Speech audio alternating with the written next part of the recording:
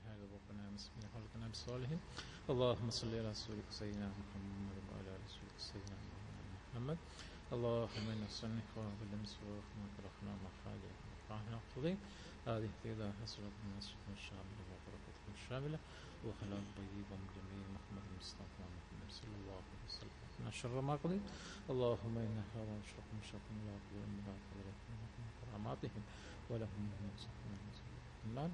اللهم صل على سيدنا محمد كما صليت على إبراهيم وعلى آل إبراهيم إنك حميد مجيد. اللهم ربنا دعانا إنك السميع الدعاء علينا إنك التواب الرحيم. اللهم ما خلق ما شرك ما صرت وما طالب به إنك مقامت أنت المغفر الرحيم. اللهم مقبل من عذاب النار. اللهم إنا نسألك برنا وكرهم روضة مرياض بنك ورحم روضة من تحتك بالنار. اللهم إنا غير مخلط خلقهم من درجة الخاطئين القرآن. اللهم إنا خير بارك من خير من نخلهم خير رافق. اللهم وانا كنت منكم التواب الرحيم. ربنا هب لنا من ذرياتنا ازواجنا والمتقين اماما. اللهم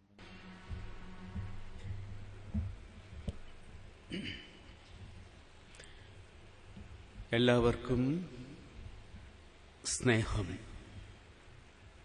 സൂക്ഷ്മദർശനത്തിന് ഒരുക്കുന്ന കാലം, വർഷത്തിലൊരിക്കൽ ഒരു മാസം, അങ്ങനെ സൃഷ്ടാവിനെക്കുറിച്ച് ഓർക്കാൻ, സൃഷ്ടാവിലേക്ക് മനസ്സ് പായിക്കാൻ, സൃഷ്ടാവോടൊത്ത് മനസ്സുകൊണ്ട് ആത്മാവ് കൊണ്ട് ഒന്നിച്ചു കഴിയാൻ, മനസ്സിനെ ഉണർത്താൻ, ഉയർത്താൻ, വികസിപ്പിക്കാൻ, ആത്മീയ തലങ്ങളിലേക്ക്, ആത്മീയ മഹോന്നത ചക്രവാളങ്ങളിലേക്ക് മനസ്സിനെ വികസിപ്പിക്കാൻ ഇവിടെ ഭൂമിയിൽ ചോറും ചാറുമായി കഴിയുന്ന കഥയിൽ പെട്ടിരിക്കുന്ന നാം നീക്കിവെച്ചിരിക്കുന്ന ഒരു മഹനീയ മാസം, പുണ്യമാസം,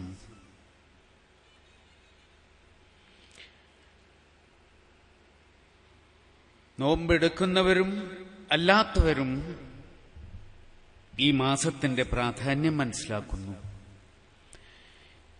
ഈ മാസത്തിലെ വ്രതാചാരങ്ങളുടെ മഹത്വം മനസ്സിലാക്കുന്നു. എല്ലാ മതങ്ങളിലും വ്രതങ്ങളുണ്ട്, ഉപവാസമുണ്ട്. ഭക്ഷണത്തിൽ നിന്ന് വിട്ടുനിൽക്കുക, ഭക്ഷണത്തിൽ നിന്ന് എന്നും ഭക്ഷണത്തിൽ മുഴുകിയിരിക്കുന്ന ജീവിതം, എന്നും ഭക്ഷണത്തിനായി ജീവിത പ്രവർത്തനങ്ങൾ നടത്തിക്കൊണ്ടിരിക്കുന്ന ജീവിതം, ഭക്ഷണമാണ് മുന്നിൽ, ഭക്ഷണമാണ് മുഖ്യം, ഭക്ഷണമുണ്ട് എങ്കിൽ എല്ലാമായി എന്ന് ചിന്തിക്കുന്ന ഭൗതിക ജീവിത കഥയിൽ ഭക്ഷണം എന്ന് പറയുന്ന മഹാവിസ്മയം, ഉറുമ്പുകൾക്ക് ഭക്ഷണം പ്രകൃതിയിൽ നിന്ന് കിട്ടുന്നു, അവ പ്രകൃതിയിൽ നിന്ന് സമാഹരിക്കുന്നു. ഈ പ്രഭാഷണം എല്ലാ വർഷവും വളരെ ശാന്തവും ഗംഭീരവുമായ അന്തരീക്ഷത്തിൽ ഒരുപാട് മതവിശ്വാസികൾക്ക് വിജ്ഞാനം പകർന്നുകൊണ്ട് എല്ലാ വർഷവും മുടങ്ങാതെ നടന്നു കാണുന്നതിൽ ഒരു ദൈവഭക്തൻ എന്നുള്ള നിലയിൽ എനിക്ക് വളരെ സന്തോഷമുണ്ട്. പ്രത്യേകിച്ച് നമ്മളിന്ന് കടന്നുപോയിക്കൊണ്ടിരിക്കുന്ന കാലഘട്ടം ശാസ്ത്ര സാങ്കേതിക രംഗത്തൊക്കെ ഏറ്റവും പുതിയ കാൽവെപ്പുകൾ നടന്നുകൊണ്ടിരിക്കുന്ന ഒരു കാലഘട്ടത്തിലാണ്. ഒരുപക്ഷേ തിരക്കേറിയ ജീവിതത്തിനിടയിൽ മാനുഷിക മൂല്യങ്ങളൊക്കെ പലപ്പോഴും പുതിയ തലമുറ മറന്നുപോയിക്കൊണ്ടിരിക്കുക. അതുകൊണ്ടാണ് ഒരുപക്ഷേ പഴയ തലമുറയുമായി താരതമ്യം ചെയ്യുമ്പോൾ കുറേ പുരോഗതിയൊക്കെ നമ്മുടെ ലോകത്തുണ്ടായിട്ടുണ്ട്. പക്ഷേ ആ പുരോഗതിയോടൊപ്പം പല നന്മകളും നാം കൈവിട്ടു പോകുന്നുണ്ട്. ഇപ്പോൾ റംസാന്റെ നോമ്പ് കാലമാണ്. അതിന് പുറമെ ഓണാഘോഷത്തിൻ്റെ സമയമാണ്. രണ്ട് സന്ദേശങ്ങൾ ഒന്ന് തന്നെയാണ്.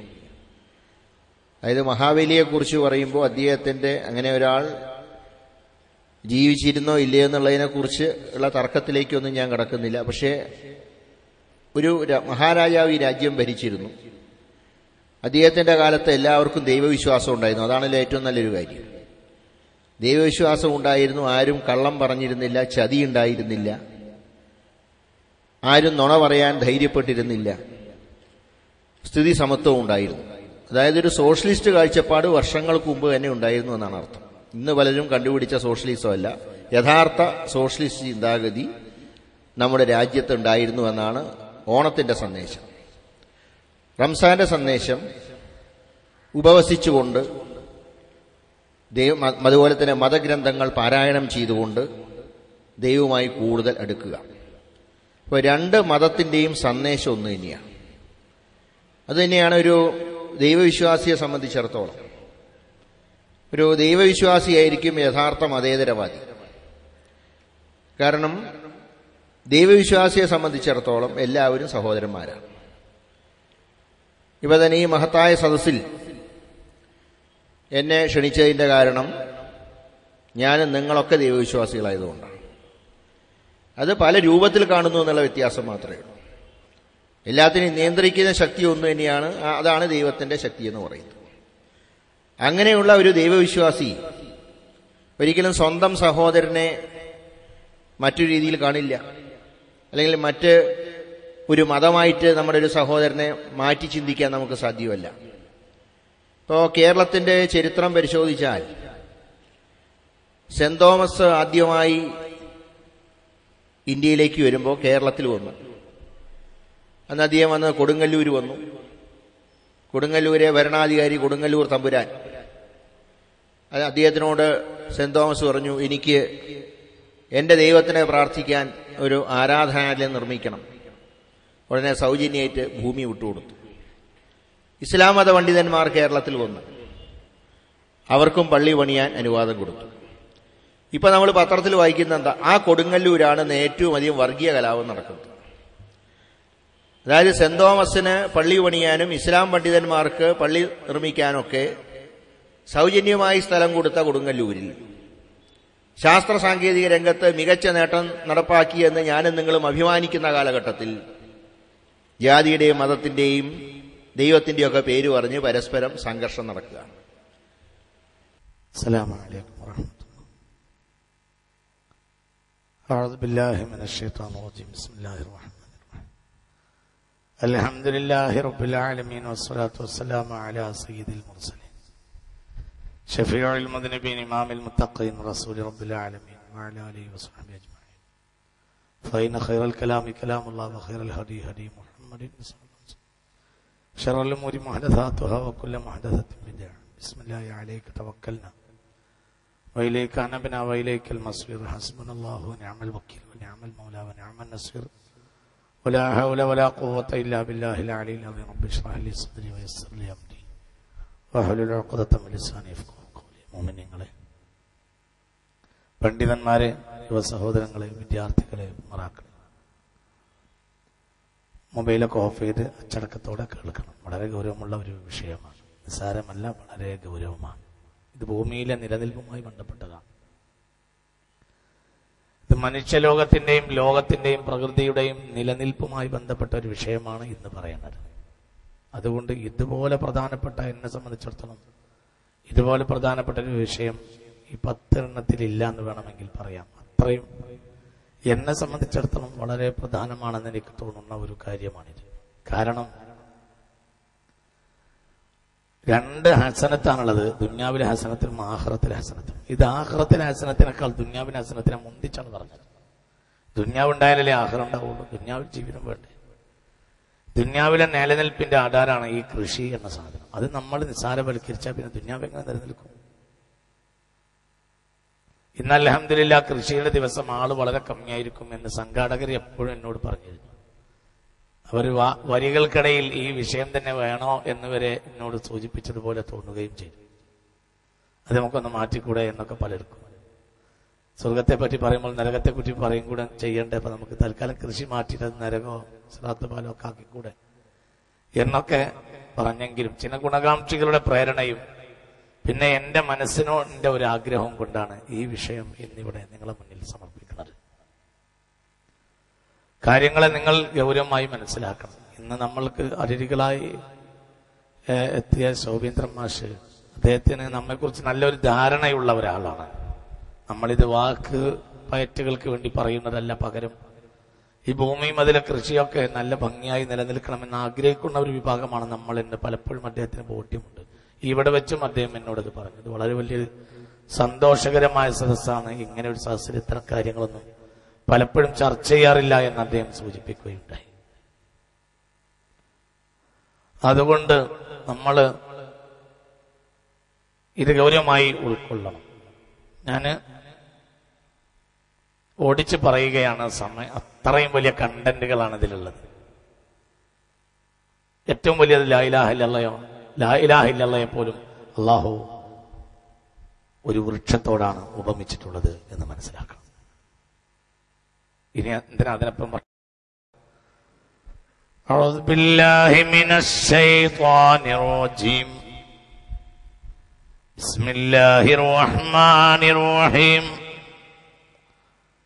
ألم تر كيف ضرب الله مثلا كلمة طيبة كشجرة طيبة أصلها ثابت وفرعها في السماء تؤتي أكلها كل حين بإذن ربها ويضرب الله الأمثال للناس لعلهم يتذكرون ومثل كلمة خبيثة كشجرة خبيثة اجتثت من فوق الأرض ما لها من قرار. ഇത് വളരെ ഗൗരവമായ ഒരു ചിന്ത നമ്മുടെ മുന്നിൽ സൂറത്ത് ഇബ്രാഹിമിൽ കൊണ്ടുവരികയാണ്. ഏറ്റവും വലിയ സത്യത്തിന് വേണ്ടി ഈ കലിമത്ത് തൗഹീദിന് വേണ്ടി 1000 ജീവിതം സമർപ്പിച്ച ആളാണ് സയ്യിദുനാ ഇബ്രാഹിം. ബഹുമാനപ്പെട്ടവരുടെ നാമധേയത്തിലുള്ള അധ്യായത്തിലാണ് ഈ വചനങ്ങൾ മനോഹരമായി തന്നെ അവതരിപ്പിച്ചിട്ടുള്ളത്.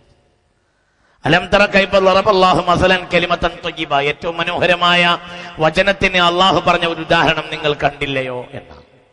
ഏറ്റവും മനോഹരമായ വചനം ഏതാണ്? ലാ ഇലാഹ ഇല്ലല്ലാഹ്. അതൊക്കെ ശജറത്തിൻ ത്വയ്യിബ, മനോഹരമായ വൃക്ഷത്തെ പോലെയാണ് എന്നാണ്. കൂടുതലൊന്നും പറയേണ്ടയില്ല, എത്ര മനോഹരമായിട്ടാണ്. അതുകൊണ്ട് കൃഷി, വൃക്ഷം, പച്ചപ്പ് എന്ന് പറയുന്നത് വിശ്വാസിയുടെ മനസ്സ് നീങ്ങിപ്പോകാൻ പാടില്ല. വളരെ ചിന്തിക്കണം. മനസ്സിന്റെ ഉള്ളിൽ നിന്ന് നീങ്ങിപ്പോകാൻ പാടില്ലാത്തതാണല്ലോ ലാ ഇലാഹ ഇല്ലല്ലാഹ്.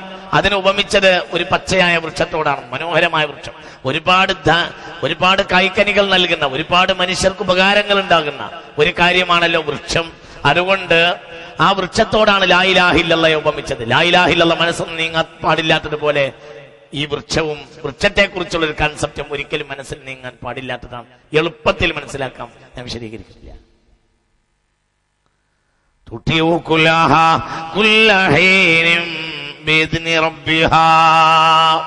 അത് അതിന്റെ വിഭവങ്ങളെ എപ്പോഴും ആളുകൾക്ക് ഇങ്ങനെ കൊടുത്തുകൊണ്ടേയിരിക്കുന്ന ഒരു വൃക്ഷത്തെ നിങ്ങൾ കണ്ടിട്ടില്ലേ? ആ വൃക്ഷത്തെ പോലെ തന്നെയാണ് കലിമത്ത് തൗഹീദ്, ലാ ഇലാഹ ഇല്ലല്ലാഹ്. അപ്പൊ ജനോപകാരിയായ ഒരു വൃക്ഷമാണ്. ആ വൃക്ഷത്തെ കുറിച്ച് പോലെയാണ് ലാ ഇലാഹ ഇല്ലല്ലാഹ് എന്ന് അല്ലാഹു തആല പറയും.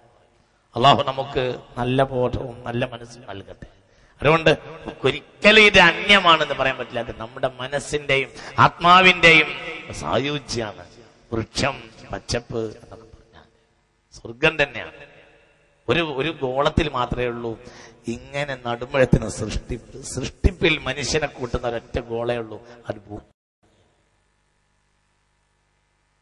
എന്താണ് സൃഷ്ടിപ്പിൽ മനുഷ്യനെ കൂട്ടുന്ന ഒറ്റ ഗോളേ ഉള്ളൂ.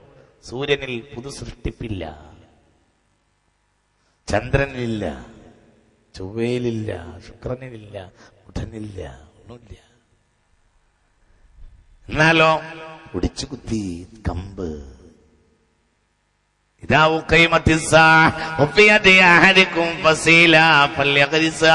ഖിയാമത്ത് നാളാകുന്ന നേരത്ത് പോലും, ഗോളങ്ങൾ കൂട്ടിമുട്ടുന്ന നേരത്ത് പോലും ഒരു ഒടിച്ചുകുത്താവുന്ന കമ്പ് നിങ്ങൾക്ക് കിട്ടിയാൽ ഒടിച്ചുകുത്തണയാണ് പുണ്യനബി. ഗോളില്ല, സൃഷ്ടിപ്പിൽ നമ്മളെ കൂട്ടിയിരിക്കുക, വേറെ എവിടെയും ഒരാളെ കൂട്ടിയിട്ടില്ല. നിങ്ങൾ കണ്ടില്ലേ ഈ കറുകപ്പുല്ല്, എന്തൊരു സാധനമാണ്. ആ കറുകപ്പുല്ലിനൊരു വില ഉണ്ട്, ഭയങ്കര ഔഷധമുള്ള സാധനം കറുകപ്പുല്ല്. നിങ്ങളീ മുന്നിൽ കിടക്കുന്ന ഈ സാധനം മരുന്നാണ്.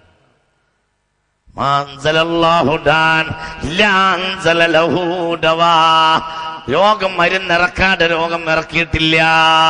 മരുന്നെന്നാൽ മരുന്നെന്ന് ഞങ്ങൾ വിചാരിക്കുന്ന പെനഡോളല്ല, അതൊക്കെ തന്നെയാണ്. സൃഷ്ടിപ്പിൽ നമ്മളെ കൂട്ടിയിരിക്കുക, നമുക്കും ഒരവസരം. الإنسان ما أكفر من أي شيء خلق من نطفة خلقه فقدر ثم السبيل يسر ثم أماته فأقبر ثم إذا شاء أنشر كلا لما يقض ما أمره فلينظر الإنسان إلى طعامه أنا صببنا الماء صبا ثم شققنا الأرض شقا فأنبتنا فيها حبا وعنبا وقلبا وزيتونا ونخلا وحدائق غلبا وفاكهة وأبا. തുടങ്ങുമ്പോ തന്നെ ആവേശം മുത്തുപോലോ നിങ്ങൾക്ക് തോന്നുന്നുണ്ടാവും. എനിക്ക് ഇത്ര ആവേശമുള്ള ഒരു വിഷയമല്ല എന്റെ ജീവിതത്തിൽ കൃഷി പോലെ. കാരണം കിതാബ് മറിച്ചതിനേക്കാൾ കൂടുതൽ ഞാൻ കന്നുകൂട്ടാണ് ചെയ്തിട്ടുള്ളത്. എന്റെ ജീവിതം ഒരു വലിയ കാലഘട്ടം കന്നുകൂട്ടാന്നുള്ളതാണ്. ഞാൻ വലിയ ഏറ്റവും നല്ല പണി എന്താന്ന് വെച്ചാൽ കന്നുകൂട്ടാന്നാ ഞാൻ പറയാം. വല്ലാത്തൊരു പണിയാണ്. ഭൂമിയെ പച്ചപ്പാക്കാന്ന് പറഞ്ഞാൽ ഇത് ഭയങ്കര ആവേശമാണ്. കാരണം എന്താണെന്നറിയോ, അത് സ്വർഗത്തിന് സമാനമാക്കലാണ്. അപ്പൊ നമ്മളൊരു പങ്കാളിയാവുക ഈ ഭൂമിയെ സ്വർഗമാക്കാൻ. സ്വർഗം കാണുമ്പോൾ ചവിട്ടുന്ന മനുഷ്യൻ ഇത് നമ്മളെ ഭൂമി തന്നെയല്ലേ എന്ന് പറഞ്ഞു പോകുമെന്നാകുന്നു.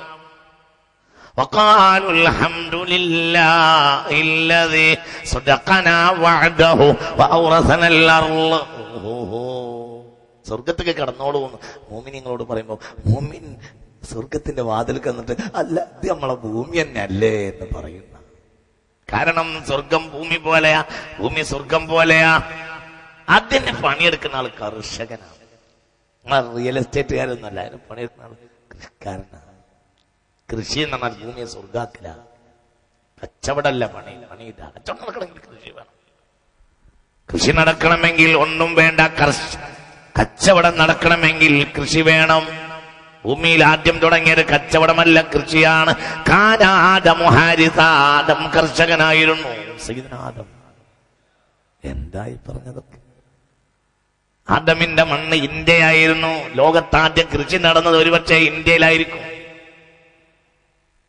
വല്ല ഇവിടെ ഇരുന്നു, ഇവിടെ ഇരുന്നു. തമിഴ്നാട് ഇങ്ങനെ പോകുമ്പോ എന്താ രസം. ഞാൻ സൗകര്യം കിട്ടുമ്പോഴൊക്കെ ഇങ്ങനെ ഏർവാടിയിലേക്കൊക്കെ സിയാറത്തിന് മുമ്പ് ഭയങ്കര സന്തോഷമാണ്. കണ്ണെത്താത്ത ദൂരത്ത് വിളപ്പാടങ്ങൾ ഇങ്ങനെ കിടക്കുക. വിശാലമായ ലോകത്തെങ്ങനെ വിളപ്പാടങ്ങൾ കിടക്കുക. عليهم نبأ ابني آدم بالحق إذ قربا قربانا فتقبل من أحدهما ولم يتقبل من الآخر قال لأقتلنك قال إنما يتقبل الله من المتقين. ആദമിന്റെ രണ്ട് മക്കളുടെ കഥ ഹൃദയസ്പൃക്കായി യഥാർത്ഥമായും നിങ്ങൾ ജനങ്ങൾക്ക് പറഞ്ഞു കൊടുക്കണമെന്ന് പറയുന്ന ഒരു സംഭവമുണ്ട് മായിദയിൽ. അത് തമിഴ്നാട്ടിൽ രാമേശ്വരത്ത് നടന്നു എന്നാണ് ഒരഭിപ്രായം. അപ്പൊ ആദം ഈ കുടുംബം ഇവിടെയാണ്. ഒരു കർഷകരായിരുന്നു. മുഹമ്മദ് നബി മരിക്കുന്നവരെ കർഷകനായിരുന്നു. ഞാൻ പറഞ്ഞു വരാ, നിങ്ങൾ വിചാരിച്ചെന്താ?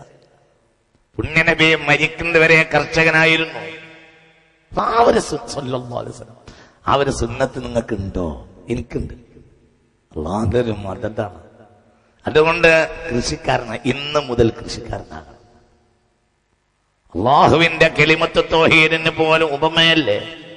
അതായത് സൃഷ്ടിപ്പിൽ നമ്മളെ കൂട്ടുക, ഒരു കമ്പ് അതാണ് ഒടിച്ചു കൂട്ടുക. فرأيتم ما تحرثون أأنتم تزرعونه أم نحن الزارعون. നിങ്ങൾ ഒടിച്ചു കുത്തുന്നതിനെ വളർത്തിത്തരുന്നത് നിങ്ങളോ നമ്മളോ? അപ്പൊ നമുക്കതിലൊരു പങ്കാളിത്തണ്ട്. നിങ്ങൾ മണ്ണിൽ വിത്തിട്ട് മൂടുന്നു. ഭയങ്കരമാണ് കർഷകന്റെ ഒരു കാര്യം, ഭയങ്കര. കാരണം കർഷകൻ എപ്പോഴും ഭയങ്കര തവക്കുലായിരിക്കും. കർഷകൻ എപ്പോഴും അല്ലാ എന്ന് ചിന്ത ഉണ്ടാവും. കാരണം എന്തുകൊണ്ട്? കർഷകന് ഒരു ദിവസത്തെ മഴ പിറ്റേന്ന് പെയ്തിട്ട് കാര്യമില്ല, അന്ന് പെയ്യണം. എല്ലാ മഴയും ഒരു ദിവസം. മഴക്ക് തന്നെ വ്യത്യാസമുണ്ട്. അതായത് കർക്കിടത്തിലെ മഴയല്ല ചിങ്ങത്തിലുണ്ടാവുക. കർക്കിടത്തിലെ മഴയും ഇടവത്തിലെ മഴയും മിഥുനത്തിലെ മഴയും കർക്കിടത്തിലെ മഴയും ചിങ്ങത്തിലെ മഴയും കന്നിയിലെ മഴയും തുലാത്തിലെ മഴയും വ്യത്യാസം ഉണ്ടാവും. വെള്ളത്തിന് വ്യത്യാസമുണ്ട്. വെള്ളം തന്നെ വൈഭിന്യമാണ്. നമുക്ക് പൊക്കെ വെള്ളം. അങ്ങനെയല്ല, അങ്ങനെയാണ്. അത് വളരെ സയന്റിഫിക്കായി തെളിയിച്ച സംഗതിയാണ്. അതായത് പുതുമഴയുടെ ആ ഒരു പുതുമഴ കൊള്ളണമെന്ന് പുണ്യനബി സുന്നത്താക്കിയില്ലേ? പുതുമഴ കൊള്ളുന്ന ആളല്ലേ മുഹമ്മദ് നബി സ്വല്ലല്ലാഹു അലൈഹി വസല്ലം. ഒരുപാട് പ്രതിരോധങ്ങളാ പുതുമഴക്ക്. ഓരോ മഴയുടെ ശൈലി, ആ മഴയിലെ വെള്ളം ഓരോന്നിനും വ്യത്യാസം. അതുകൊണ്ട് കർഷകന് ഒരു സമയത്ത് വെള്ളം കിട്ടിയിട്ടില്ലെങ്കിൽ ആ കൃഷി ശരിയാവില്ല. അത് ഓരോന്നിനും ഗ്രോത്തിനനുസരിച്ച് പുതിയ പുതിയ വെള്ളം കിട്ടണം. അല്ലാതെ കനാലിലെ വെള്ളം തിരിച്ചിട്ടുകൊണ്ട് മാത്രം മനോഹരമായും സമൃദ്ധമായും വരില്ല. അതിന് അതാത് സമയത്തെ വെള്ളം കിട്ടണം. മഴ അങ്ങോട്ട് കിട്ടിയ മതം ഭയങ്കരമായി.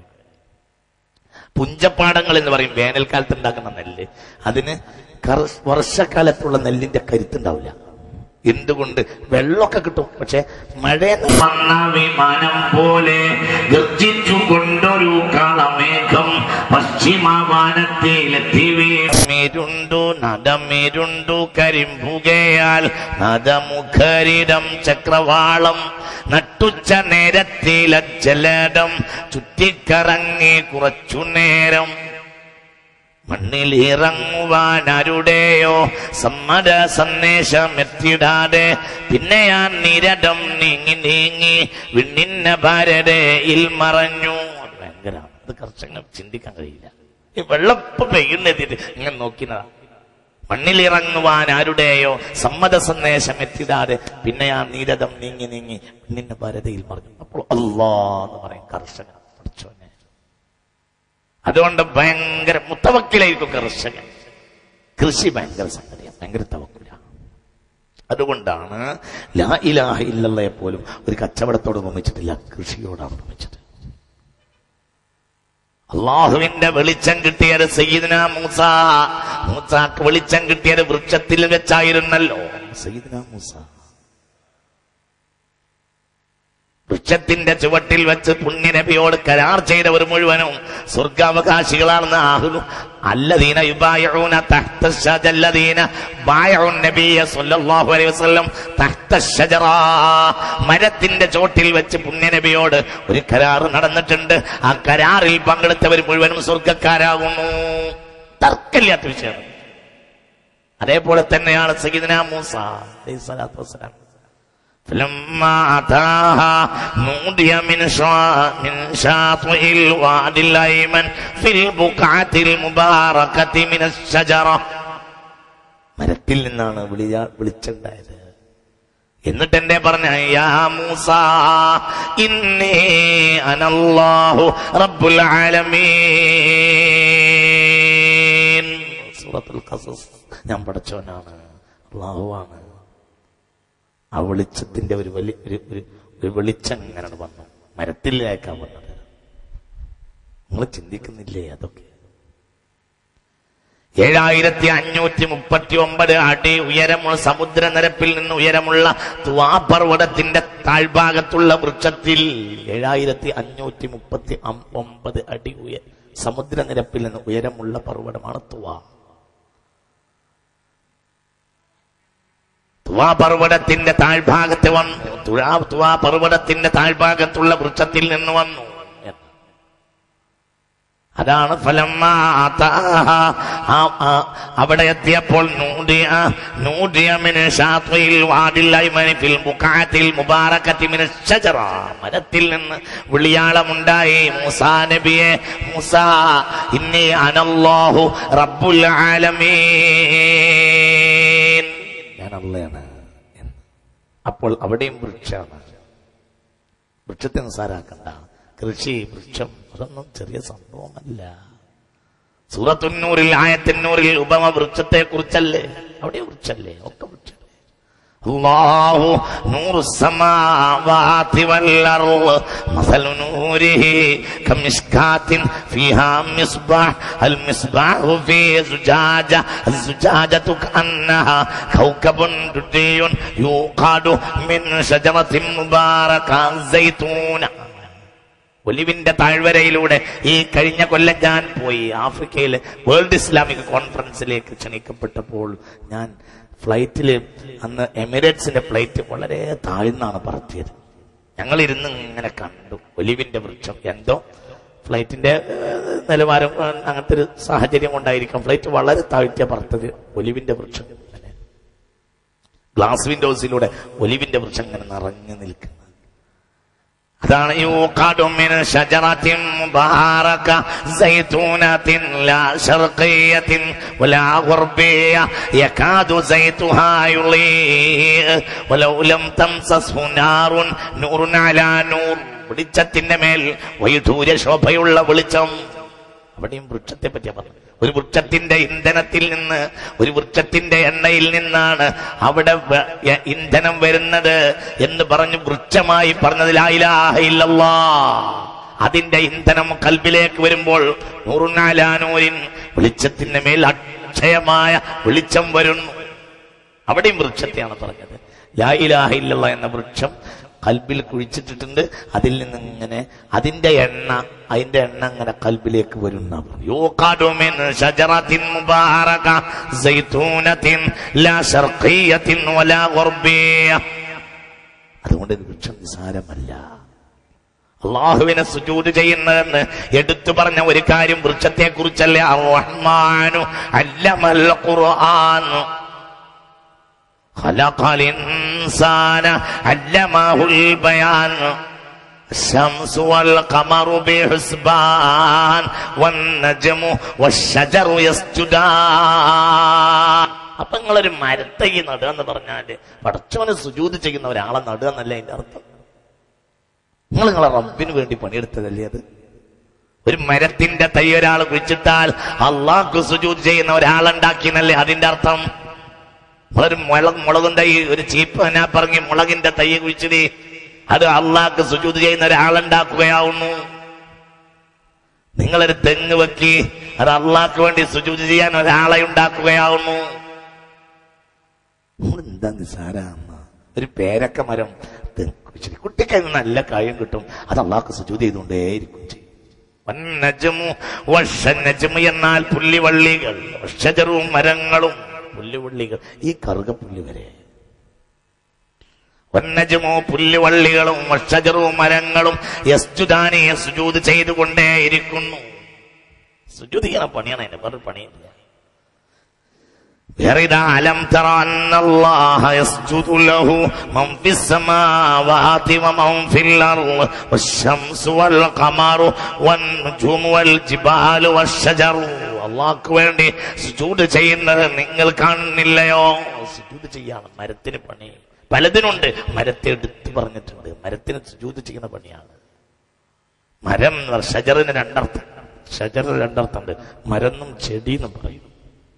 മരം, ചെടി ഒക്കെ ഷജർ എന്ന് പറയും. മരത്തിനും പറയും, ചെടിക്ക് പറയും, വള്ളിക്ക് പറയാം, വള്ളിക്ക് വരെ പറയും, വള്ളിക്ക് വരെ പറയും.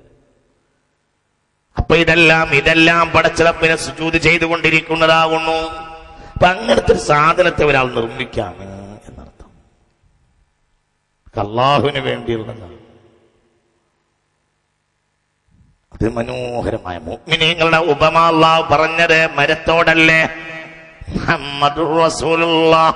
ഞാൻ ഓടുകയാണ്, ഞാൻ നിങ്ങൾക്ക് ചിന്തിക്കാൻ വേണ്ടി ഇങ്ങനെ ഇട്ട് തരികയാണ്. അത് ഒരിക്കലും അന്യമാണെന്ന് പറയാൻ പാടില്ല. നമുക്ക് ഇതില്ലാതെ ജീവിക്കാൻ കഴിയില്ല. ഇത്രമേൽ ഈ വിശ്വാസത്തിന്റെ കനപ്പെട്ട സിംബലുകളെ ഇതിനോടൊക്കെ അള്ളാഹ് ഉപമിച്ചത് എന്തിനാണെന്നറിയോ? ഈ ലോകത്ത് ഈ സാധനങ്ങളെ നിലനിർത്താൻ മനുഷ്യർക്ക് താല്പര്യം ഉണ്ടാകാൻ വേണ്ടിയാണ്. കാരണം ലാ ഇലാഹ ഇല്ലല്ലാഹ് മരത്തിനെ ഉപമപ്പെടുത്തി പറഞ്ഞത്. ഒരു മരത്തോട് ലാ ഇലാഹ ഇല്ലല്ലാഹയോട് കൂടെ ഒരു വിശ്വാസിക്ക് ബന്ധം ഉണ്ടാവുമല്ലോ, അപ്പോൾ മരത്തോടൊരു ബന്ധം അത്ര വേണം. ഒരു അത്യാവശ്യ ഘട്ടത്തിലല്ല അതിൽ മരം മുറിച്ചുകളയരുത്. നമ്മൾ മരമുറിയന്മാരായി മാറി. നമ്മൾ മരം ഉണ്ടാക്കണവരല്ല. എങ്ങനെ നമ്മൾ അങ്ങനെ ആയി അല്ലാഹു അഅലം. എങ്ങനെ നമ്മൾക്ക് പേര് വന്നു എന്നറിയില്ല. മുഹമ്മദുർ റസൂലുള്ളാഹ് വല്ലദീന മഅഹു അശിദ്ദാഉ അലൽ കുഫാരി റുഹമാഉ ബൈനഹും തറാഹും റുക്അൻ സുജ്ജദൻ യബ്തഗൂന ഫളലൻ മിനല്ലാഹി വറിദ്വാന സിമാഹും ഫീ വുജൂഹി മിൻ അഥരിസ് സുജൂദ് لك مثلهم في التوراة ومثلهم في الإنجيل كالزرع أخرج شطأه فآزره فاستغلظ واستوى على سوقه يعجب الزراع ليغيظ بهم الكفار وعد الله الذين آمنوا وعملوا الصالحات منهم مغفرة وأجرا عظيما. സൂറത്തുൽ ഫത്ഹിന്റെ അവസാനത്തെ ആയത്ത് നോക്കി. എന്താ മുഅ്മിനീങ്ങളെ പറ്റി പറഞ്ഞിടത്ത് ഞാൻ മുഴുവനും കൂടെ ആയത്ത് വിശദീകരിക്കുന്നില്ല. മസലുഹും ഫിൽ ഇൻജീൽ, മുഅ്മിനീങ്ങളെ കുറിച്ച് ഇൻജീലിൽ പറഞ്ഞതെന്താ? മുഅ്മിനീങ്ങളെ കുറിച്ച് ഇൻജീലിൽ പറഞ്ഞിട്ടുണ്ട്. ആരാണ് മുഅ്മിനീങ്ങളെന്നോ? മുഅ്മിനീങ്ങളെ കുറിച്ച് ഇൻജീലിൽ പറഞ്ഞിരിക്കുന്നു. അകസ്റഇൻ, മുഅ്മിനീങ്ങൾ എന്ന് പറയുന്നത് ഒരു കൃഷിയെ പോലെയാവുന്നു. നമ്മളെ ഇൻജീലിൽ നമ്മളെ പറ്റി പറഞ്ഞ കൃഷിയാണ്. വേദശാസ്ത്ര പണ്ഡിതന്മാർ ഇത് പിൽക്കാലഘട്ടത്തിൽ മനുഷ്യർ എടുത്തു നീക്കിയിട്ടുണ്ട് എന്നാണ് ഈ വചനം. ബൈബിളിൽ നിന്ന് പിന്നീട് എടുത്തു നീക്കിയിട്ടുണ്ട്. ബൈബിളിനെ തഹരീഫ് നടത്തിയ ആളുകൾ ബൈബിളിൽ നിന്ന് ഈ വചനം എടുത്തു നീക്കിയിട്ടുണ്ട്. മുഹമ്മദീയ സമുദായത്തിന്റെ ഉപമ വിളയെ പോലെയാണ്, കൃഷിയെ പോലെയാണ് മുസ്ലിമീങ്ങൾ, മുഅ്മിനീങ്ങൾ. ഭയങ്കര. കാരണം അത് വരുമ്പോ വളരെ കരുത്ത് തീരണ്ടാവില്ല, പിന്നെ അതങ്ങോട്ട് കയറി വരും. കണ്ടില്ലേ? അതിന്റെ ഇഞ്ചീലിൽ നിങ്ങളെ കുറിച്ച് പറഞ്ഞിട്ടുള്ളത് അതിപ്പോൾ ഇഞ്ചീലില്ല. ഇഞ്ചിൽ കൃഷിയെ പറ്റി ചില ഭാഗങ്ങളൊക്കെ ഉണ്ട്, പക്ഷെ ഇപ്പോൾ ഇഞ്ചിലില്ല. നമ്മളെ പറ്റി ഇഞ്ചിലെ ഉപമ ഇപ്പോൾ ഇല്ല. അതൊരു കൃഷിയെ പോലെയാണ്. അതതിന്റെ കൂമ്പിനെ പ്രത്യക്ഷമാക്കി പിന്നെ അത് പിന്നെ പുഷ്ടിപ്പെടുത്തുകയും ചെയ്തു. ചെറിയൊരു കൂമ്പ്, പിന്നെ അതിങ്ങനെ പുഷ്ടിപ്പെട്ടു വന്നു. പിന്നത് കരുത്താർജിച്ചു. അതിന്റെ കാണ്ഡത്തിൽ അത് വളരെ ശക്തമായി നിലകൊള്ളുകയും ചെയ്തു. ചെറിയ വിത്തുന്നാണ് ഇത് ഇങ്ങനെ ഉണ്ടായി അങ്ങോട്ട് വളർന്നിട്ട് ഭയങ്കര ചെറുത്. നിങ്ങൾ ഒരു പ്ലാവിനെ കണ്ടിട്ടില്ലേ? പ്ലാവ് എന്ന് പറഞ്ഞാല് ചെറിയൊരു സാധനമാണ്. അതിന്റെ ഒരു കുരു അതിങ്ങനെ പൊട്ടി പിന്നെ വന്ന് പിന്നെ എന്താ കരുത്ത്, അത്ര വലിയ മരമായി.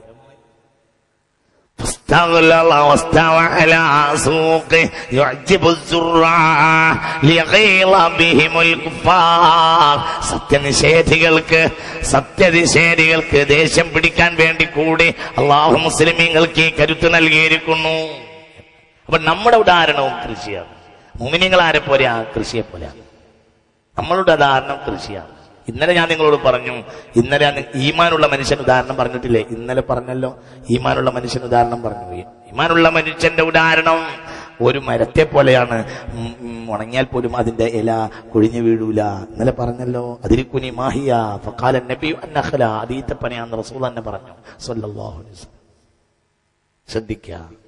അപ്പോഴും നിങ്ങളെ ഉദാഹരണം കൃഷിയാണ്. പുതുജീവനത്തിന്റെ ഉദാഹരണവും കൃഷിയാണ്. പുനർജന്മത്തിന് ഖുർആനിൽ പറഞ്ഞ ഉദാഹരണം കൃഷിയാണ്.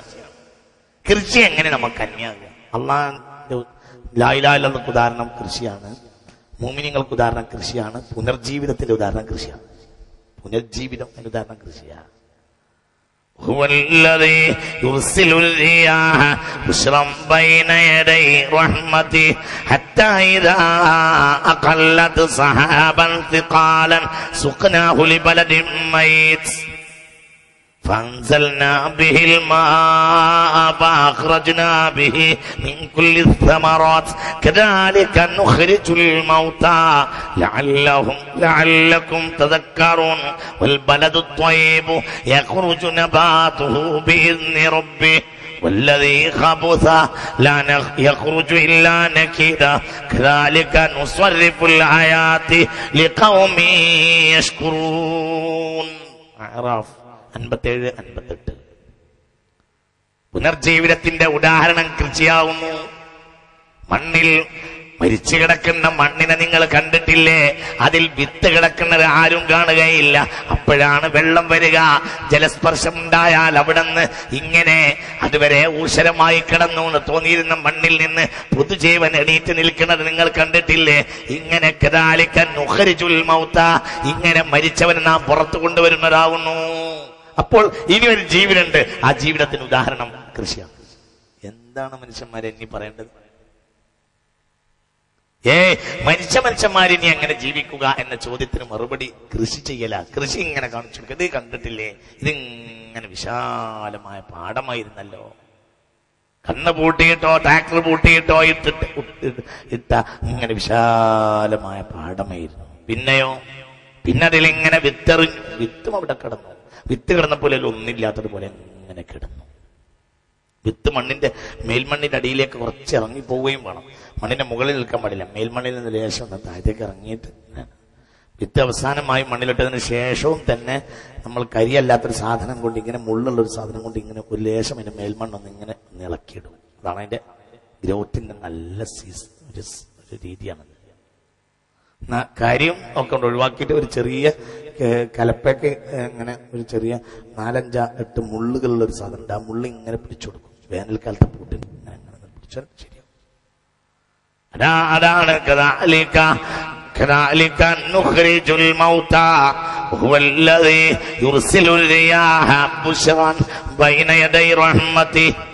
തന്റെ അനുഗ്രഹങ്ങളാകുന്ന മഴയ്ക്ക് മുമ്പ് കാറ്റിനെ അയക്കുന്നവൻ അല്ലാഹു ആകുന്നു. അങ്ങനെ കാറ്റ് വഹിച്ചു കൊണ്ടുവന്നാൽ സഹാബൻ സിഖാല, ശക്തമായ കനമുള്ള മേഘങ്ങളെ സുഖ്നാഹു, എന്നിട്ട് ആ മേഘത്തെ നാം തെളിച്ചു കൊണ്ടുപോകും മലദിൻ മയ്യത്തിൻ, മരിച്ചു കിടക്കുന്ന ഭൂമിയിലേക്ക്. നിങ്ങളിവിടെ ഉണ്ടാ? അത് പടച്ചവന്റെ കിതാബാണ്. എന്ത് രസാണ് ഈ പറഞ്ഞൊക്കെ. അതായത് ഇങ്ങനെ മേലാപ്പായി ഇങ്ങനെ വെള്ളത്തിന് അട്ടിയിടും. അതന്നെ ഭയങ്കര രസം.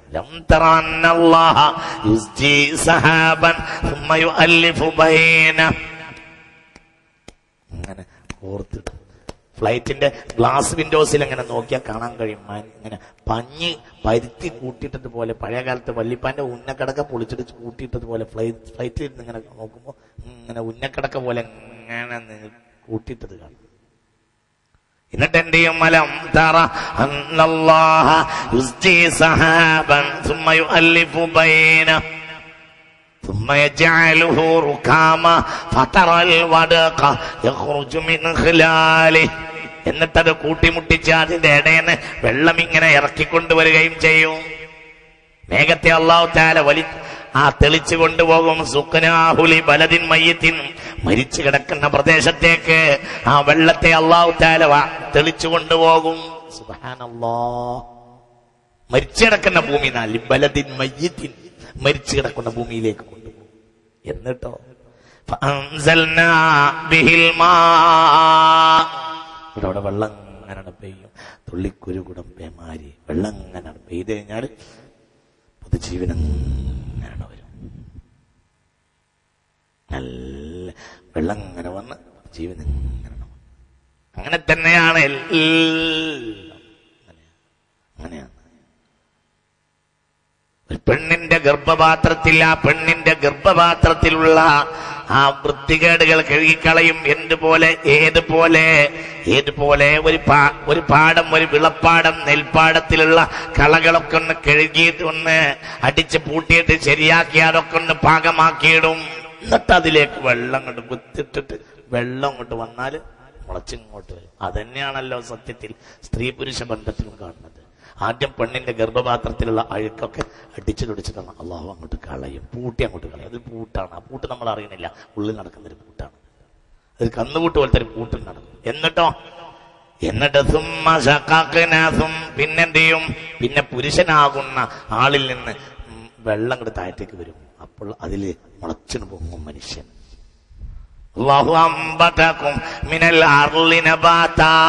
നോമ്പ് നോറ്റുറങ്ങണോരെ, നിങ്ങളൊക്കെ സസ്യമാണടോ. അള്ളാഹുവിന്റെ ഖുർആനിൽ നിങ്ങളെ പറ്റി പറഞ്ഞ സസ്യം എന്നാണ്. നിങ്ങൾ സസ്യാണ്, മനുഷ്യ സസ്യം. അള്ളാഹു തആല ഭൂമിയിൽ നിങ്ങളെ സസ്യമാക്കി മുളപ്പിച്ചിരിക്കുന്നു. വാപ്പാന്റെ കയ്യിൽ നിന്ന് വിത്തും വെള്ളവും ഒപ്പം വന്നു. അതിൽ വെള്ളമുണ്ട് വിത്തുണ്ട് ഒപ്പം വന്നു. അപ്പോൾ എന്ത് ചെയ്തു? താഴെ വിണ്ട് കീറി കിടക്കുന്ന പാടത്തേക്ക് ഈ വെള്ളം വന്നപ്പോൾ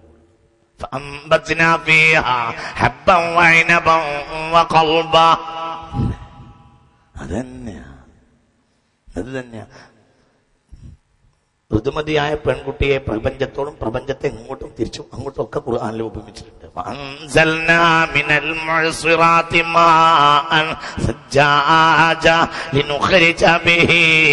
ഋതുമതികളായ പെൺകുട്ടികളിൽ നിന്ന് അല്ലാഹു തആല അതിന്റെ ഋതുമതികളായ പെൺകുട്ടികളിൽ നിന്ന് ആ കെട്ടി വീർത്ത് നിൽക്കുന്ന പെൺകുട്ടികളാകുന്ന മേഘങ്ങളിൽ നിന്ന് അള്ളാഹു വെള്ളത്തെ ഇറക്കിയില്ലേ.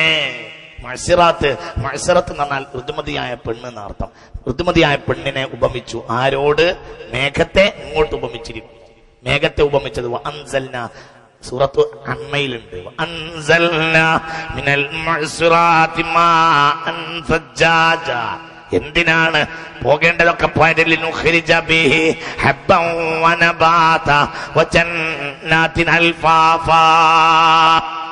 എന്തൊരു മനോഹരമായ ശൈലിയാണ് ഈ കിതാബിന്റെ ആളുകൾ. എങ്ങനെ കൂട്ടരെ ഇതൊന്നും സ്വീകരിക്കാത്തവരായത്? ഈ ദുനിയാവിൽ ഏറ്റവും സന്തോഷമുള്ള ഒരു കാര്യം ഇങ്ങനെ പാടമൊക്കെ ഇങ്ങനെ കാണാം. രണ്ടിനും രണ്ട് രീതിയാ. പച്ചപ്പാടം, വിളഞ്ഞ പാടം. വിളഞ്ഞ പാടം ഇങ്ങനെ കിടക്കുമ്പോ സ്വർണം ഇങ്ങനെ കിടക്കണം. അങ്ങനെയാണ്. ഗോതമ്പ്, നെല്ല് അങ്ങനെയാണ്. ഗോതമ്പ് നിറമുള്ള സുന്ദരി എന്നാണ് പറയാ. അങ്ങനെ പ്രയോഗം. ഗോതമ്പ് നിറമുള്ള സുന്ദരി എന്നാണ്. സുന്ദരിക്ക് ഗോതമ്പിന്റെ നിറം, ഗോതമ്പിന് സുന്ദരിയുടെ നിറം. അങ്ങനെയാണ്. അങ്ങനെയായിരിക്കും. അങ്ങനെ പ്രയോഗം. അങ്ങനെ ഗോതമ്പ് നിറമുള്ള സുന്ദരി എന്നാണ്. അപ്പൊ ഗോതമ്പും സുന്ദരിയാണ്, നെല്ലും സുന്ദരിയാണ്. അതിങ്ങനെ കിടക്കണുണ്ട്. എന്താ അതിന്റെ രസം? അങ്ങനെയാണ്.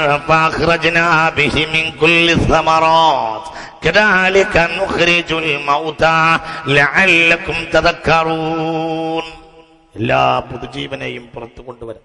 നമുക്കതൊക്കെ വഴി എളുപ്പമാണ്, നമുക്കതൊന്നും പ്രയാസമുള്ള കാര്യമല്ല എന്ന് സാരം. ഞാൻ വിശദീകരിക്കണില്ല. മുഅ്മിനീങ്ങളെ, മനോഹരമായ വൃക്ഷങ്ങളെ അല്ലാഹു സുബ്ഹാനഹു വ തആല അല്ലാഹുവിന്റെ കഴിവിന് ഉദാഹരണവും പറഞ്ഞിട്ടുള്ളത് ഇത് തന്നെ.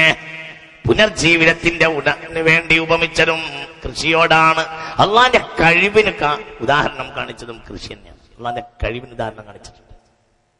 അമ്മൻ ഖലഖസ് സമാവാതി വൽ അർള് വഅൻസല ലക്കും മിനസ് സമാഇ മാഅ ഫഅൻബത്നാ ബിഹി ഹദായിഖ ദാത ബഹ്ജ മാ കാന ലക്കും അൻ തുംബിതു ശജറഹാ അഇലാഹും മഅല്ലാഹ് ബൽ ഹും ഖൗമുൻ യഅ്ദിലൂൻ. നിങ്ങൾ അള്ളാഹനെ മനസ്സിലാക്കിയിട്ടില്ലേ? അള്ളാന്റെ കഴിവ് നിങ്ങൾ മനസ്സിലാക്കിയിട്ടില്ല. അള്ളാഹു എന്ത് ചെയ്തു? വെള്ളമുണ്ടാക്കിയിട്ട് വെള്ളമിറക്കി. എന്നിട്ട് അള്ളാഹു മനോഹരമായ കണ്ണിന് ഇമ്പം നൽകുന്ന തോട്ടങ്ങളെ ഉണ്ടാക്കി തന്നിട്ടില്ലേ പടച്ചവൻ? ആ പടച്ചവന്റെ കഴിവെന്ന് മനസ്സിലാക്കിക്കൂടെ? അള്ളാന്റെ കഴിവ് മനസ്സിലാക്കാൻ വേണ്ടി തോട്ടങ്ങൾ, സൗകര്യങ്ങൾ, കൃഷിയാണ് അവിടെയും. അപ്പൊ കൃഷി കാണുന്ന ഒരാൾ അള്ളാന്റെ കഴിവ് മനസ്സിലാക്കണം. എന്താണ് കഴിവ്? എന്താ ഒരു അതിലൊരു ധാന്യമണി പോലും മുളപ്പിക്കാൻ നിങ്ങൾക്ക് കഴിയുകയില്ലല്ലോ. ഇങ്ങനെ നമ്മൾ കൃഷിക്കാർക്ക് ഇപ്പൊ അതിന്റെ വേദന അറിയുള്ളൂ. കാരണം വേനൽക്കാലത്ത് പൂട്ടിയിട്ട് എന്ത് ചെയ്യും? വിത്തിടും. വിത്തിട്ടിട്ട് ഒരു 4 ദിവസം കഴിഞ്ഞിട്ട് വാപ്പൊന്ന് പാടത്ത് പോയി നോക്കും. ഇപ്പം മുളച്ചിട്ടില്ല. 2 ദിവസം കഴിഞ്ഞു, പിന്നെ മുളച്ചിട്ടില്ല. മേഘം ഇങ്ങനെ കെട്ടി നിൽക്കും. മഴയില്ല, ഒന്നുമില്ല. ഒരു പ്രത്യേക സാഹചര്യമായിരിക്കും. ഒരു തരം സുസ്ഥി ശരീരത്തിന് ഉണ്ടാവുകയും ചെയ്യും. പിന്നെ ഒന്ന് പോയി നോക്കും. ഒരാഴ്ച കഴിഞ്ഞു, 10 ദിവസം കഴിഞ്ഞു, മുളച്ചില്ല. അപ്പോൾ വന്നിട്ട് പിന്നെ വീട്ടിന്റെ ആ തിണ്ണയിൽ ഇങ്ങനെ ആ തോർത്തുമുണ്ട് വിരിച്ചിങ്ങനെ ഇരുന്നിട്ട് ഒരു വിഷമുള്ളൊരു വാക്ക് പറയാം. ആ വിത്ത് പോയടി എന്നാ തോന്നുന്നത്, നമുക്ക് വേറെ വിത്ത് ഉണ്ടാക്കേണ്ടി വരും എന്ന് പറയുന്നൊരവസ്ഥ. കാരണം ഒന്നിനെ പോലും മുളപ്പിക്കാൻ നിങ്ങൾക്ക് കഴിയുകയില്ലല്ലോ. അള്ളാന്റെ കഴിവാണത്. അപ്പൊ അള്ളാന്റെ കഴിവ് മനസ്സിലാക്കണമെങ്കിലും കൃഷി ചെയ്യണം, കൃഷി ഉണ്ടാക്കണം. ഇങ്ങനെ വെള്ളം അതിലിങ്ങനെ കൊണ്ടുപോയി വെച്ച് ഒരു ദിവസം നിന്ന് മുള പൊട്ടിയിട്ടുണ്ട്, മുളക്കുന്നുണ്ട് എന്ന് പറയും. ചിലത് മുള നല്ലോണം കൂടിയിട്ടുണ്ടാവും, അത് ഇയാളാ പറ്റ കയ്യിലെറിഞ്ഞപ്പോൾ ഇങ്ങനെ കയ്യിലെറിഞ്ഞപ്പോൾ കൂടിപ്പോയതാ. ഞാറിന്റെ ഏറും സാധാരണ നെല്ലിന്റെ ഏറും തമ്മിൽ വ്യത്യാസമുണ്ട്, തമ്മിൽ വിതക്കുമ്പോഴൊരു വ്യത്യാസമുണ്ട്. അത് നല്ല കൈക്കരുത്തുള്ള ഒരു കറി, കൈക്കരുത്തുള്ളവണ്ട് എറിഞ്ഞാൽ കൃത്യമായിരിക്കും. ഒരു മണി വിത്ത് മടക്കി കൊണ്ടുവരണ്ടാവില്ല. അതൊന്നും ഇന്നില്ല. നമ്മളെ കയ്യിന് ഇപ്പൊ റിമോട്ട് കൺട്രോൾ, ഇപ്പൊ മുരളി ഇവിടെ പറഞ്ഞതുപോലെ ആ റിമോട്ട് കൺട്രോൾ പിടിക്കണ ഇതേ ഉള്ളൂ. അപ്പൊ ഇന്നെപ്പോഴത്തെ ചെറുപ്പക്കാർക്ക് പോലും കൃത്യമായ ഒരു കാലത്ത് കൃത്യമായി എന്റെ വാപ്പ എന്നെ പഠിപ്പിച്ചിരുന്നു. അതായത് ഒരു കണ്ടത്തിലേക്ക് വിത്തെടുത്താൽ അത് കറക്റ്റ് ആയിരിക്കണം, ഒരു മണി പുറത്തെടുക്കണ്ടാവരുത്, അതിൽ ഏറെ മുളക്കാനും പാടില്ല. അതിങ്ങനെ പിടിച്ചിട്ട് വലിയ തള്ളമുറ ഉണ്ടാവും, ആ തള്ളമുറത്തിലിട്ടിട്ട് ഇങ്ങനെ കൂട്ടിപ്പിടിച്ചിട്ട് ഇങ്ങനെ എറിഞ്ഞാലുണ്ടല്ലോ അതിൻ്റെ ഒരു സന്തോഷം ഉണ്ടാവും. അങ്ങനെയാണ് എന്റെ വല്യമ്മയും ഉമ്മയൊക്കെ പറയും ചെയ്യും, നീ വലിയ വിളഭാഗ്യമുള്ളവനാ, ഈ നടന്നു പോയാൽ വെള്ളം ഉണ്ടാവും എന്ന് പറയും. അങ്ങനെ ചില ആളുകൾക്ക് അങ്ങനെ അള്ളാഹു തആല അങ്ങനെ എന്തോ കൊടുത്തിട്ട് അതും എനിക്കറിയൂല. ഞാൻ ഏതായാലും ഇന്ന് വരെ ഒരു വിത്തിട്ടിട്ട് ആ വിത്ത് മുളക്കാത്തൊരവസ്ഥയോ മറ്റോ റബ്ബിന്റെ തൗഫീഖിനാൽ ഉണ്ടായിട്ടില്ല. അത് ഭയങ്കര ചിലപ്പോൾ ബൂട്ട് നന്നാവാതെയും വിത്തെറിഞ്ഞിട്ടുണ്ട്, പക്ഷെ മുളക്കും. ചില ആളുകൾക്ക് അങ്ങനെയൊക്കെ അതുകൊണ്ടൊക്കെ ആയിരിക്കും ഒരു പക്ഷേ ഇത് നിങ്ങളെ മുന്നിൽ സ്വർണ്ണ നൂല് പോലെയുള്ള വാക്കുകൾ കൊണ്ട് അള്ളാഹു പറഞ്ഞ വാക്കുകളെ അതിമനോഹരമായ ഈ വചനപ്രഘോഷങ്ങൾ നിങ്ങളെ മുന്നിൽ പറയാൻ എനിക്കൊരവസരം ഉണ്ടായത്. അത് ഈ ഭൂമിയോടും ഈ കൃഷിയോടുള്ള ഒരു ബന്ധമായിരിക്കും. അള്ളാഹു തആല നമുക്ക് തൗഫീഖ് ചെയ്യട്ടെ. അപ്പൊ അള്ളാന്റെ കഴിവിന് ഉദാഹരണം തന്നെ, അള്ളാന്റെ കഴിവിന് ഉദാഹരണം പറഞ്ഞ കൃഷിയാണ്. ജന്മത്തിന്റെ ഉദാഹരണം പറഞ്ഞ കൃഷിയാ, മുസ്ലിം സമുദായത്തിന്റെ ഉദാഹരണം പറഞ്ഞ കൃഷിയാ, ലാ ഇലാഹ ഇല്ലല്ലാഹയുടെ ഉദാഹരണം പറഞ്ഞ കൃഷിയാ. പിന്നെ മുൻഗാമികളെ കുറിച്ച് പഠിക്കാൻ പറഞ്ഞെടുത്ത് പറഞ്ഞത് കൃഷിയാ. അവിടെയും കൃഷിയാ പറഞ്ഞു. وزروع ومقام كريم ونعمة كانوا فيها فاكهين كذلك وأورثناها قوما آخرين. അവിടെ ഉദാഹരണം പറഞ്ഞ കൃഷിയാ. ഫിറഔനെയും ഫിറഔന്റെ മന്ത്രിമാരെയും മനുഷ്യൻ ചെയ്ത അബദ്ധങ്ങൾ, ആ അബദ്ധങ്ങളെ പഠിക്കണമെങ്കിൽ അവരുടെ ആ കൃഷിയുടെ ഉടമസ്ഥന്മാരെ നോക്കിക്കോളൂ എന്നാ പറഞ്ഞത്. അവിടെ മുൻഗാമികളെ ഉദാഹരണം പറഞ്ഞിടത്തും കൃഷിയാ. സൂറത്തു ദുഖാൻ.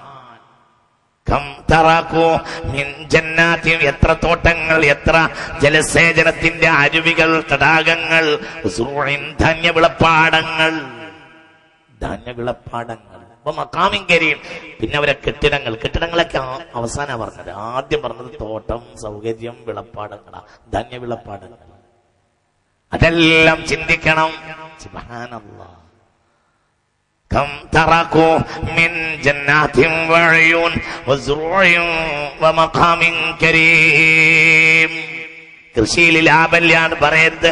ലാഭം ഇമ്പാത്താണ്, മുളപ്പിക്കലാവുന്നു. ലാഭം വേണ്ട, കൃഷിയിൽ ലാഭം വേണ്ട, അത് മുളച്ച് കാണുമ്പോഴുള്ള സന്തോഷമാണ് അതിന്റെ ലാഭം. ലാഭമൊന്നും വേണ്ട. എല്ലാവർക്കും ഈ ക്ലാസ്സിൽ പങ്കെടുത്തവർക്ക് അതിലൊരു ബഹുമാനം വേണം. എന്തെങ്കിലും ആയിട്ട് ഒരു ആളെ നടത്താനെങ്കിലും ഒരു 1/2 ഏക്കർ 2 കണ്ടം ആടം അതൊക്കെ വേണമല്ലോ നമുക്ക്. അങ്ങനെയും വേണ്ട ഒരു ജീവിതം. ഈ ബസ്സിന്റെ പുകയും ഓഫീസിൽ പോക്കും മാത്രം പോരാ. ഒരു 2 കണ്ടം പാടം ഉണ്ടായാൽ എത്രയാണ്? ഒന്നും കൂടുതൽ വേണ്ട. അത് വില കൊടുത്ത് വാങ്ങാൻ കഴിഞ്ഞാൽ വില കൊടുത്ത് വാങ്ങുക, എന്നിട്ട് നെല്ലുണ്ടാക്കുക.